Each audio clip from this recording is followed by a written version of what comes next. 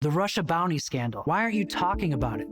Veterans like me have not forgotten, and we still want answers, and so should the American public.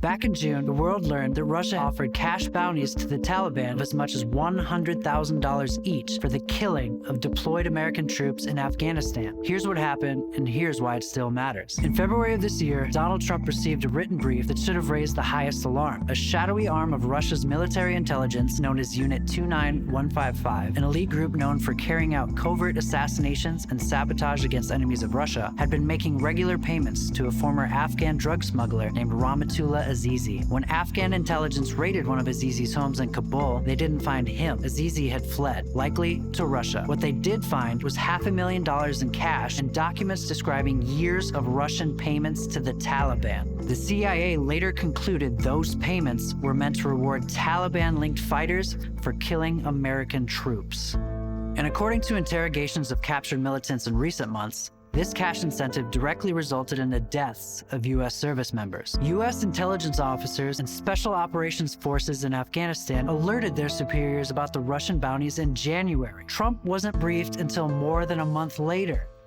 but no action was taken.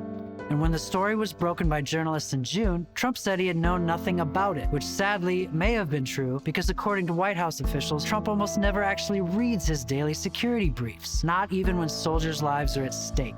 By July, the story had become an international scandal. Trump was then asked why he failed to confront Vladimir Putin about the Russian bounties when they spoke privately, which they've done at least 20 times in the past 3.5 years. And Trump said that the brief had never reached his desk and that it was an issue many people said was fake news. Now, it's nothing new for Donald Trump to deny intelligence or to change his story. But as a veteran, I have to say that it makes me deeply disappointed to think that the commander-in-chief of this nation is ignoring, or worse, enabling a hostile foreign nation putting a bounty on my brothers and sisters' heads. Our soldiers, sailors, airmen, and Marines leave their families and risk their lives every day in service to our national safety. They need to know that the president has their back. If he doesn't, they might not ever get to come back home to their families again. But in this case, there's been not only a failure to act, but a failure to follow through on a critical investigation. Ultimately, this is extremely dangerous for all Americans. It sends a clear message to our enemies that it's open season on our deployed personnel, with zero repercussions from this president. The U.S. military is one of the most trusted institutions in America. But what happens when the military can't trust its civilian leadership? Our fundamental values are shaken to their core. If there was ever a time for our leaders to stand up to Russia and demand the truth, this is it. Please talk about this issue with your loved ones, with fellow troops, veterans, and members of your faith community, and share this video. It's time to protect the lives of our men and women in uniform.